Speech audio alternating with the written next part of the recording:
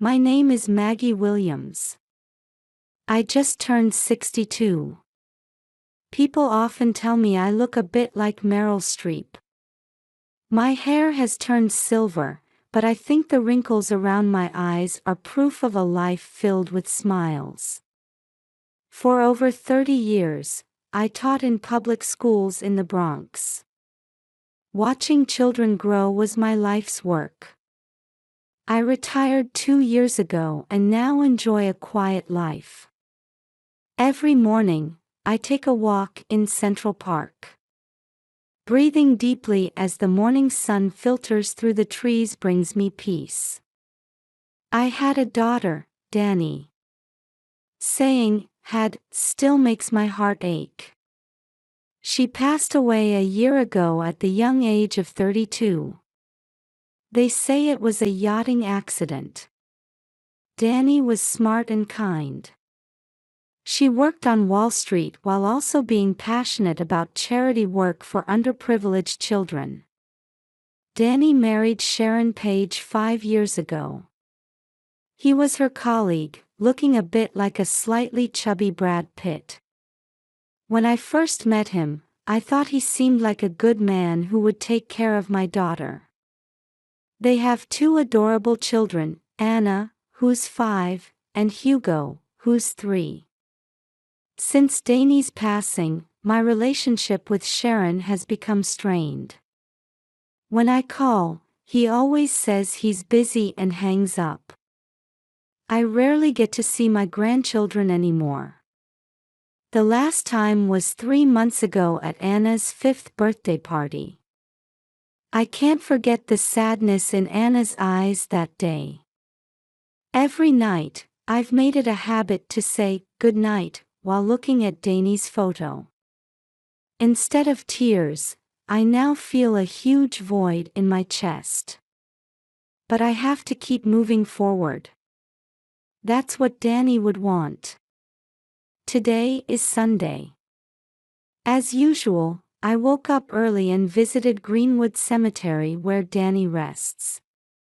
It's hydrangea season, and the entire cemetery is adorned with blue and purple flowers. Danny loved these flowers when she was alive. "How are you doing, Danny?" I asked as I approached her gravestone, just like always. But then I noticed something unusual. There was a small figure in front of the gravestone. It can't be. My heart started racing. As I got closer, the figure became clearer. A dirty pink dress, tangled blonde hair. There was no mistaking it. Anna. I rushed over to find my granddaughter Anna asleep, leaning against the gravestone. Her clothes were torn in places, and her face and hands were covered in dirt and grass stains. It looked like she had been outside for days. "Anna, are you okay? Why are you here?" As I gently shook her shoulder, Anna slowly opened her eyes. Those big blue eyes were filled with tears. "Grandma." Her voice was hoarse as she called out to me. As I hugged her, I could feel her small body trembling. "I'm sleeping with Mommy." Those words made me feel like all the blood had drained from my body. As I gently stroked Anna's cheek, I tried to confirm if Mommy meant Danny. "Anna, why did you come here? Where's Daddy?" Anna shook her head and answered in a small voice, "Daddy is with the new Mommy." "New Mommy? Has Sharon remarried?" But it hasn't even been a year since Danny passed away. My head was spinning with confusion and questions. "Where's Hugo? Where's your brother?" "Hugo is with the new Mommy." Anna's words were fragmented, making it difficult to fully understand the situation. But one thing was clear, I couldn't abandon my granddaughter who was trembling and in tatters right in front of me. It's okay, Anna. Grandma's here for you. As I picked Anna up, I was shocked by how light she was. I wondered how long it had been since she had eaten a proper meal. Holding her close, I left the cemetery. I didn't know what was going to happen next, but I swore to myself that I would uncover the truth and protect my grandchildren. After bringing Anna back to my home, I felt overwhelmed by doubt and anxiety. Anna is now sleeping deeply on the sofa after having a shower and changing into clean clothes. As I watch her small sleeping face, I try to make sense of everything that has happened. Danny's death, and Sharon's suspicious behavior. Something isn't right. Danny was a strong swimmer and was familiar with handling yachts. It doesn't seem like it could have been just an accident. And Anna's words about Sharon being with a new mommy. It hasn't even been a year since Danny passed away. What's going on? I considered contacting the police several times. But in the current situation, there's not enough evidence. Plus, Sharon is an influential figure on Wall Street. Considering his connections, they might not act quickly. What should I do, Danny? I ask, looking at my daughter's smiling face in the photo frame. Suddenly, I remember. Jack Morrison. He might be able to help. Jack was one of my students 20 years ago. He now works as a private investigator, but he used to be a detective with the NYPD. He has a trustworthy face, like a younger Robert De Niro. I take out my phone and, after a moment's hesitation, dial Jack's number. Hello, Jack. It's Maggie. Maggie Williams. Ah, Mrs. Williams. It's been a while. What can I do for you? Jack's deep voice gives me a sense of reassurance. I briefly explain the situation, and he quickly understands. I see. I'll start investigating right away. I'll thoroughly look into the details of Danny's yacht accident and Sharon's recent behavior patterns. Jack's words make me feel a glimmer of hope. But at the same time, I'm struck by anxiety about the terrible truth that might be revealed. Jack, I have a request. The safety of Anna and Hugo is paramount. If you find any dangerous situations, please let me know immediately. Of course. I'll prioritize the children's safety. And Mrs. Williams, please be very careful. The other party might be dangerous. After hanging up the phone, I look at the sleeping Anna. It's okay, Anna. Grandma will definitely protect you. That night, I contacted Child Protective Services and started the process to temporarily take custody of Anna. This should ensure her immediate safety. But I'm still worried about Hugo. Is he safe too? The next morning, I received the first report from Jack. And its contents left me speechless. Mrs. Williams, I've discovered something unbelievable. There's tension in Jack's voice. Sharon was indeed meeting someone in secret. The location was a luxury hotel in Manhattan, the Plaza. Those words made me feel like my stomach was being twisted. The Plaza is where Danny held her wedding afterparty. It's a place full of memories. The man he was meeting is Mark Johnson, Danny's colleague. Mark Johnson. Hearing that name took my breath away. He has a fresh appearance similar to Matt Damon, and he attended Danny's wedding. I remember hearing that he was a close friend. It seems they've been meeting 2 to 3 times a week. And Jack continued, choosing his words carefully. I looked into Danny's life insurance. There's an enormous payout of 500 million yen, and the beneficiary is Sharon. At that moment, I felt like the air in the room had frozen. 500 million yen. I had no idea Danny had such a large policy. That's not all, Jack revealed an even more shocking fact. I also found out about a charity organization that Danny was secretly planning, called Danny's Dream. It seems it was about to be established. Danny's Dream. Tears welled up in my eyes as I said the name. It's such a beautiful name, just like Danny. The funds for the charity seem to have come from Danny's personal account. It might have been a secret from Sharon. All the pieces started to connect. Danny's sudden death, the huge life insurance payout, Sharon's suspicious behavior. And the charity work Danny was secretly advancing. Jack, this is. The words got stuck in my throat. Yes, Mrs. Williams. As a possibility, we might be looking at murder. With those words, I felt my world crumbling. But at the same time, a strong determination welled up inside me. To uncover the truth and carry on Danny's will. And above all, to protect Anna and Hugo. That's the only thing I can do now. Jack, what should we do next? First, we'll gather more evidence.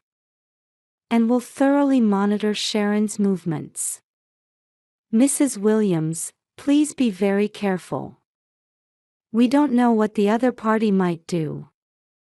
After hanging up the phone, I gazed out the window.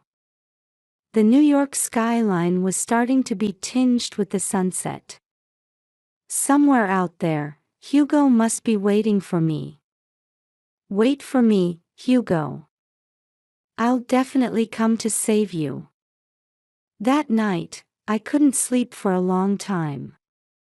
As sleepless nights continued, Jack's investigation steadily progressed. New information came in almost daily. Security camera footage, phone records, detailed analysis of financial transactions. These pieces slowly came together, revealing the terrifying truth. Mrs. Williams, we've found decisive evidence. Jack's voice was filled with excitement one day. We found traces of Sharon and Mark modifying the yacht a few days before the accident. And Jack hesitated for a moment. We obtained emails exchanged between the two. They contained detailed plans for the murder. The moment I heard those words, I felt something crumble inside me. Undeniable fact. My daughter was murdered. Faced with the evidence, I experienced an intense internal conflict. The fear of accepting this truth and a strong thirst for justice. I want to reveal the truth for Danny's sake. But would that hurt my grandchildren even more? Night after night, I struggled with this conflict. Danny, what would you do? Days passed as I questioned my daughter's photo. Then one day, I had a sudden thought. Sarah Goldberg. She was my former student, now a renowned criminal defense attorney. She has a dignified presence reminiscent of Meryl Streep. Hello, Sarah. It's Maggie. Mrs. Williams. It's been a while. What can I do for you? After explaining the situation, Sarah immediately arranged a meeting. The next day, we discussed the evidence in Sarah's office. This is undoubtedly a murder case. But the opponent is an influential figure. We need to proceed cautiously. Sarah's calm analysis helped me regain some composure. First, let's confront Sharon directly. Depending on his reaction, we'll consider our next move. I nodded at Sarah's suggestion. The time had finally come to face the truth. As I prepared myself mentally, I looked at Anna's sleeping face. Grandma will protect you, even for Mommy's sake. And then, the fateful day arrived. Per se, a high-end restaurant in Manhattan. This is where I was to meet Sharon. My heart was pounding as I took deep breaths repeatedly. When Sharon appeared, there was a contemptuous smile on his face. "What's this about, Maggie?" Suddenly wanting to meet. "Sit down," I said coldly. As we sat at the table, I slowly took out documents from my bag. "What do you think these are?" The smile disappeared from Sharon's face. "Records of the yacht modification. And the email exchanges between you and Mark." Sharon's face turned pale. "What are you talking about?" "That's enough. I know everything. That you killed Danny. And why?" With trembling hands, I presented the life insurance documents. 500 million yen. "Is this what you wanted? And Danny's dream was also in your way." Sharon's agitation intensified. Sweat was dripping from his forehead. "No, that's not it." But his words sounded hollow. "Admit it, Sharon. You can't run away anymore." At that moment, Sharon's phone rang. It was a call from Mark. His voice echoed throughout the restaurant as Sharon put it on speaker. "Sharon, it's over. I'm turning myself in. I can't cover for you anymore." The blood drained from Sharon's face. "Mark. What are you saying?" "I'm going to tell the police everything." "I'm sorry, Sharon. It's over." After the call ended, Sharon collapsed into his chair. "Why?" I asked with a trembling voice. "Danny loved you." Sharon covered his face with both hands. Looking at him, I felt a complex mix of pity and anger. "Where are the children? Where's Hugo?" Sharon answered in a small voice. "At Mark's sister's house." At that moment, the restaurant door opened and police officers entered. Jack approached me from behind and placed a hand on my shoulder. "Well done, Mrs. Williams." As I watched Sharon being taken away, I let out a deep sigh. It's over now. Danny, I was able to bring you justice.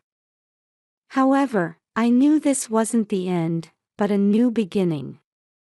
The time had come to start a new life with my grandchildren. The week after Sharon and Mark's trial ended, I stood in the Manhattan family court. This time, it was to gain custody of Anna and Hugo. My heart was racing as I took deep breaths. The judge carefully reviewed the documents and looked at me with narrowed eyes. "Mrs. Williams, you're 62 years old.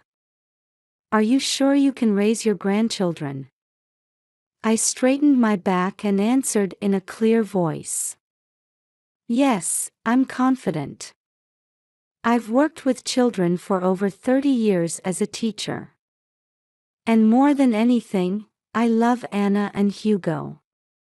In court, Dr. Jane Robinson, a child psychologist, took the stand.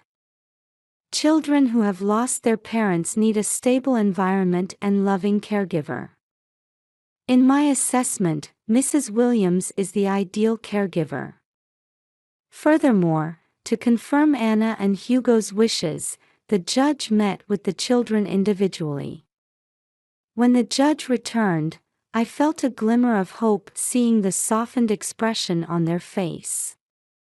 I've confirmed the children's wishes.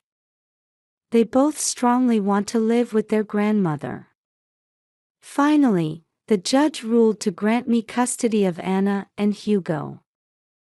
At that moment, a small applause broke out among the supporters in the courtroom.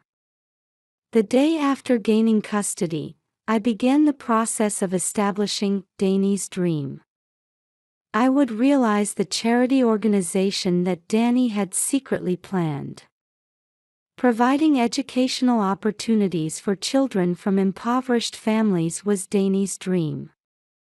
At the press conference for the establishment of Danny's Dream, I spoke through tears. This organization is a continuation of my daughter Danny's dream and will. I want to deliver her love and kindness to many children.